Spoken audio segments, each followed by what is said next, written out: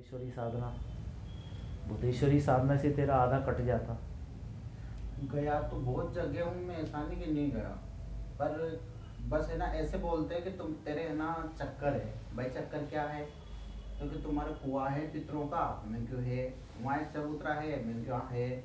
बस उनकी दिक्कत है तुम्हारे। भाई दिक्कत तो सोल्यूशन, भाई वो मेरे से बात करते नहीं, आप बात कराओ। तो ये कर दो वो कर दो, वो भी कर देता हूँ। 2-4 महीने वो कुछ कर देते होंगे उनके हिसाब से। फिर वह भी 2-4 महीने बाद फिर स्टार्ट हो जाता है। फिर वहाँ से छोड़ देता हूँ, मैंने कहा यहाँ पे भी लिमिट ख़त्म। फिर दूसरा ढूंढता हूँ। फिर वहाँ जाता हूँ, वहाँ पे भी 2-4 महीने में साहब ये हवन करा लो वो कर लो। तो 5 महीने बाद फिर वापस होती है प्रॉब्लम। कुछ नहीं होगा। पितृ क्रिया, गुरु का स्मरण करते करते फिर शिवत क्रिया में जा। फिर शिवत क्रिया के बाद जब तू शिवत क्रिया में खड़ा होगा तब मैं तुझे वो परशुराम जी की वो साधना विधि बताऊंगा तुझे मैं। और कुछ नहीं करने की जरूरत नहीं, खुद बलवान बन। पितृ क्रिया छूट जाएगी 4-5 महीने, 2-2.5 महीने के अंदर पूरी कंप्लीटली। वैसे तो क्लियर ही हो गई होगी, हाँ वैसे तो कोई दिक्कत क्लियर ही नहीं हो है। गई होगी, पर छूट जाएगी, पितृ क्रिया छूट जाएगी। पितरों के साथ पितरों को दबा देते हैं, भूत प्रेत दबा देते हैं। तो बालक होता है, कई बार खेलते खेलते किसी मुंडेर में चला जाता है, कुएं की मुंडेर में चला जाता है, तो बालक के साथ सब चिपक जाते हैं। कई बार कोई नदी किनारे कोई बालक रो पड़ता है तो छल चिपक जाता है। जब नदी बहरी होती है, कहते हैं ना कि नदी के तट में रोना नहीं चाहिए।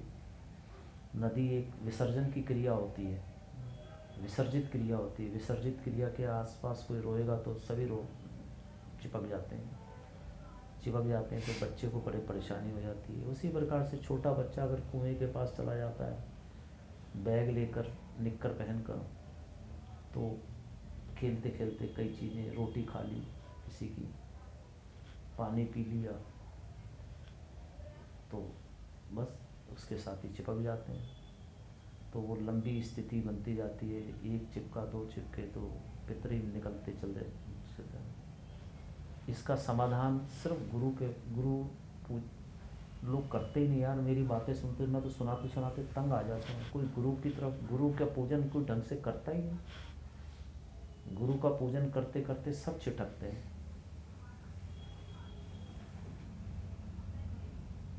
फिर कुआं तुम्हारा है, उससे पितर निकल जाएंगे। फिर ये कचड़ पचड़ जो तुम्हारे महादेव की क्रिया से निकलेंगे, निकल जाते हैं, निकल जाते हैं क्या, निकल जाते हैं एकदम। फिर उपले जलाए जाते हैं। फिर चावल की भोग लगाया जाता है, चावल की गठेरियाँ लगाई जाती हैं। फिर दूध का जल छिड़का जाता है। लास्ट में बता दूंगा, बाद में आओगे ना, दूध का जल छिड़का जाता है। तब शुद्धिकरण करने के बाद तब जाओगे तुम शिव की साधना में। इसका कैसे पता चलेगा कि ये मैं झूठ बोल रहा हूँ या सही बोल रहा हूँ? तो जैसे तुम, शरीर तुम्हारा हल्का होता जाएगा,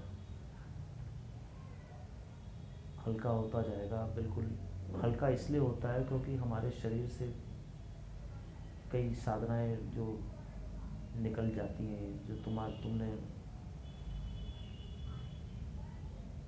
कूप में डाली हुई थी, कुएं में डाली हुई थी। कुआं कौन सा? नाभि। कुआं तुम्हारा, कुआं वो भी है, कूप तुम्हारा। तो उसमें तुम्हारे भोजन की व्यवस्था, सारी व्यवस्था कर रहे थे वो, खुद खा रहे थे पर तुम्हें भोजन दिखा रहे थे। कोई बात नहीं, जो जो कट गया तो कट गया। पर इसका आखिरी निचोड़ क्या है कि गुरु पर समरण।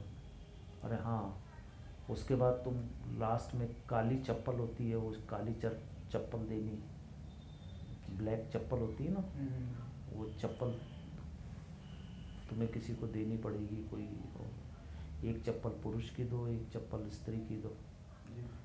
ये सब उसी चीज़ का है। इजी वे है तुम्हारा भोग का जाना। तुम्हें काली चप्पल भी दिखती होगी। हाँ दिखते हैं मुझे, सभी चप्पल के सब दिखते हैं मुझे तो हाँ, पहले तो।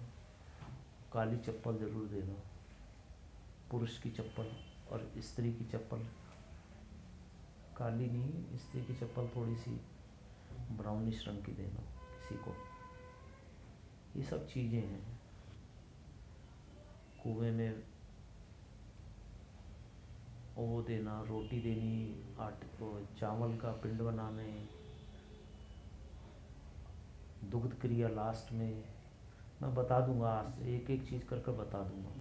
मेरे दिमाग में जो चीज़ें नज़र अच्छा, ये चीज़ें मुझे क्यों नज़र आती हैं, मैं देखता हूँ, तुम भी देखो, तुम्हारा रास्ता क्लियर होगा। तुम कचड़ा देखते हो तो कचड़े में घुसे रहते हो, कचड़े को देखने के बाद कचड़े को काटने की क्रिया, बलवान बनना चाहिए। ऐसे तो हमारा जीवन ऐसे ही चला जाएगा साला, हमें कोई कर्म हमारे ऐसे कैसे रह जाएंगे जीवन में, कोई ना कोई हमारे कर्म। 30 साल से कोई खाता ही रहा है तुम्हारा, हैं? ना सोने दिया, ना खाने दिया, ना पीने दिया, ना जीने दिया। तो ये पितृ क्रिया होती है, पितृ क्रिया ज़्यादा है, क्योंकि पितृ कुंड है वो तुम्हारा, है या नहीं है? सूक्ष्म क्रियाएं होती हैं, इतनी होती हैं, बड़ा बचना चाहिए हमें। हम कैसे बच सकते हैं? नित्य कर्म, अच्छे विचार से, अच्छे चिंतन से और गुरु के मार्ग से।